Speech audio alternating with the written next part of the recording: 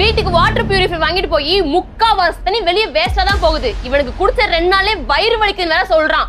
பேசாம can water தண்ணியே வாங்கி குடிச்சிருக்கலாம் போல. மேடம் அதுக்கு தான் ஆர்ஓ இல்லாம யூவி யூஎஃப் வாங்க சொன்னேன். உங்க வீட்டு தண்ணியில டிடிஎஸ் லெவலும் கம்மியா தான் இருந்துச்சு.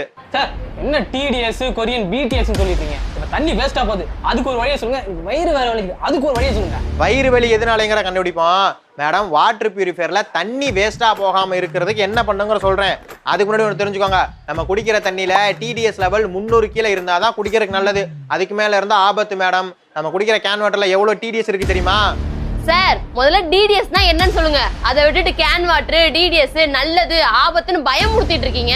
மேடம் டிடிஎஸ்னா தண்ணியில கலந்திருக்க உப்புத்தன்மை, தூசு, மண்ணு இதெல்லாம் தான். இதோட அளவு தண்ணியில எவ்வளவு இருக்குங்கிறத பார்க்கணும். இப்போ உங்க வீட்டு தண்ணியில 200 கிலோ டிடிஎஸ் லெவல் இருந்துச்சுன்னா யூவிஎஃப் வாட்டர் பியூரிஃபை வாங்கி போடணும். இதுவே 200ல இருந்து 500 இருந்துச்சுன்னா ஆர்ஓ